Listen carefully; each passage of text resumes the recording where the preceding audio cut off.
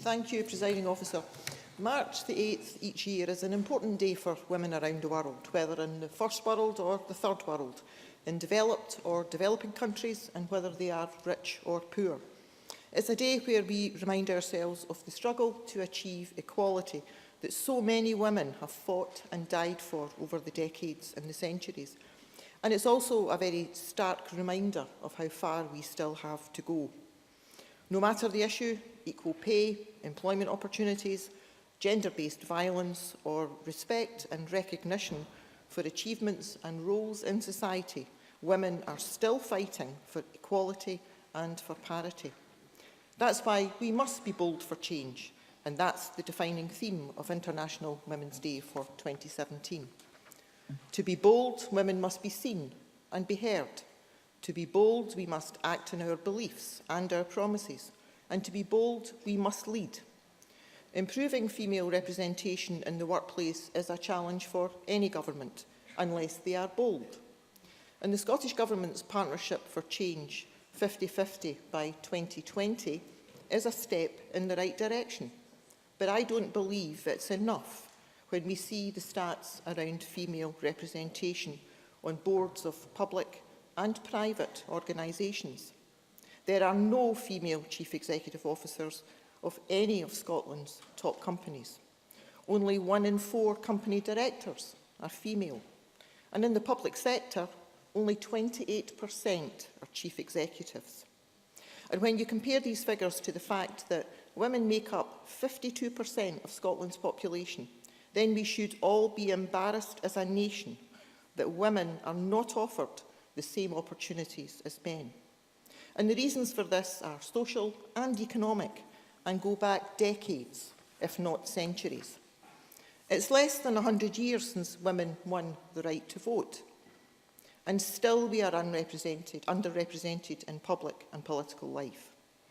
And the Engender briefing ahead of today's debate shows that while there has been an increase in the proportion of female government ministers, MPs and local authority chief executives, the total of each is no more than 25%.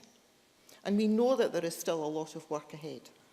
And regardless of party affiliation, political or religious beliefs, we should all work together as one to overcome the social and economic problems that leave many women behind. Presiding Officer, as we've heard, the global gender pay gap is not expected to close until 2186, in 169 years. This tells us that our daughters, their daughters, their daughters, and possibly even their daughters will still be paid less than men for the same work. And in the UK, research tells us that the gender pay gap will close by the year 2069. The gender pay gap does not reveal the many other ways that women lose out in the workplace. Women are more likely than men to be employed in part-time roles and tend to be socialised into taking unpaid roles such as caring for children and for elderly relatives. And globally, women are estimated to spend an average of 4.5 hours per day on unpaid work, with the difference even greater in the developing world. In India, for example, women are thought to undertake 6 hours of unpaid work each day, with men carrying out less than 1 hour.